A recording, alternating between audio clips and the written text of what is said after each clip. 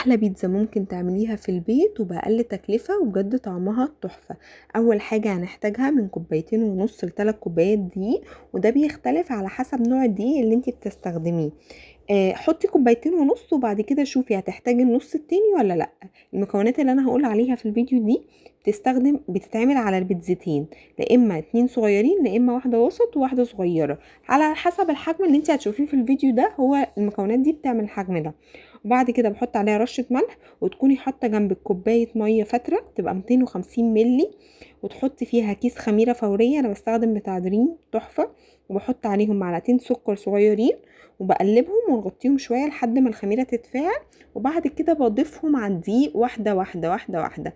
انا الصراحة لقيت ان المضرب بيتقل ومش عارفة اعمل بيه، فاستخدمت ايدي بقى. قعدت اعجن العجينة كويس. اهم حاجة في الفقرة دي انك انت تعجنيها كويس جدا لحد ما تبقى مش بتلزق في ايدك كده، وتبقى ناعمة. تبقى يعني ايه، تلاقيها ان هي مش ملزقة وتبقى ناعمة كده وحلوة في ايدك. اول ما توصل العجينه معاكي لكده، والصراحه لو عملتيها في العجانه هتبقى افضل بكتير، بس لو ما عندكيش عجانه اعملي زي ما انا ما عملت كده، عجنتها بايدي والصراحه طلعت جميله. بس اديها ايه فتره في العجن براحتك. بعد كده بتحطي زيت زيتون او زيت نباتي زي ما عندك او متوفر عندك، وتسيبيها بقى ايه. انا حطيت الحله دي حله بايركس، حطيت الغطا بتاعها، وبعد كده رحت برضو مغطيها بالفوطه ودخلتها في الفرن عشان تبقى بقى في مكان دافي قوي فتخمر بسرعه يعني وكده. بعد كده في الوقت ده بقى اللي هي بتخمر فيه، قلت احضر ايه الخضار اللي هحطه عليها.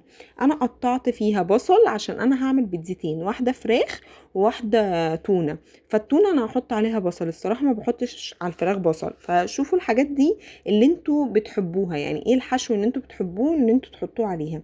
انا قطعت فلفل الوان وقطعت فلفل حامي وقطعت فلفل رومي وقطعت طماطم.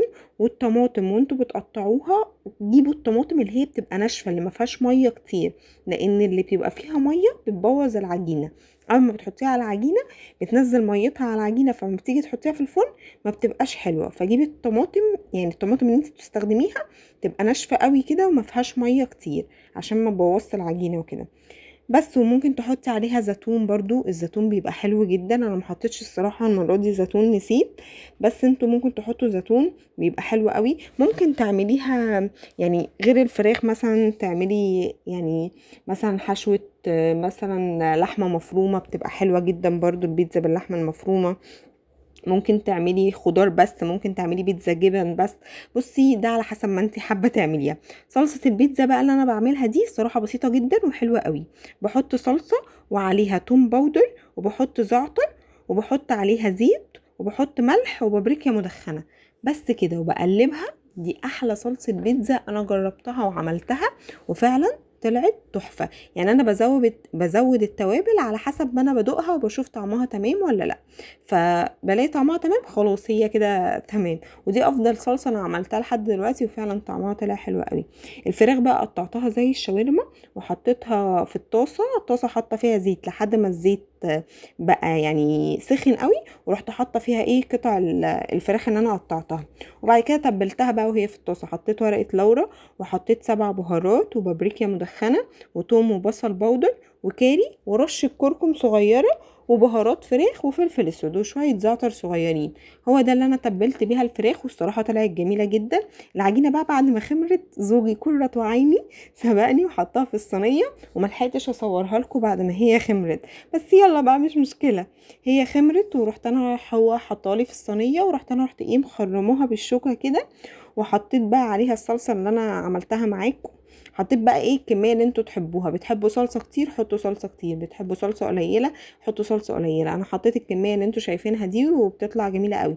وممكن كمان تعملوا حاجه، الحواف بدل ما انا عاملاها فاضيه كده او سايباها فاضيه، بتحطوا فيها جبنه نستور مثلا، تحطوا فيها جبنه كيري، تحطوا فيها جبنه موتزاريلا اللي هي بتبقى صوابع دي، تقطعيها وتحطيها فيها وتقفلي الحواف. بتبقى الصراحه طعمها جميل جدا، بس انا ما عملتش المرة دي كده. فانتوا لو عملتوا كده الصراحة هتبقى حلوة قوي، بس بدل ما الحواف ان هي تبقى فاضية كده. وهتطلع زي المحلات بالظبط يعني. واخر حاجه طبعا بقى، انا بعد ما حطيت بقى التونه، اول حاجه بحطها التونه وبعد كده بحط الحشو فوقيها. بحط بقى الطماطم وبحط البصل وبحط الفلفل وبحط لو في زيتون، بس بيتزا التونه ما بحطش فيها زيتون الصراحه يعني. ما بحبش احط فيها برضو زيتون، يعني الفراخ ممكن احط فيها زيتون، لكن بيتزا التونه لا، ما احطش فيها زيتون. انا حطيت كل المكونات. واخر حاجه طبعا حطيتها هي جبنه موتزاريلا. وافضل نوع انا استخدمته لحد دلوقتي هو النوع بتاع بريموس، طعمها تحفه وكمان بتسيح بسرعه، فلا جميله جدا. نكون بقى مشغلين الفرن قبلها ب5 دقايق، واحنا بنحط الحاجه نبقى مشغلين الفرن وندخلها الفرن على درجه حراره 180، وكل شويه ابص عليها لحد ما تستوي. هي اصلا مش بتاخد وقت، حوالي 10 دقايق. ده شكلها بعد ما خرجتها من الفرن، بجد شكلها تحفة، والجبنة سايحة كده عليها، وطعمها كان جميل جدا.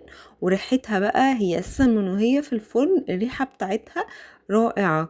لو عجبكم الفيديو بقى ما تنسوش اللايك والاشتراك في القناة، ويجربوها واكتبولي في الكومنت ايه رأيكم.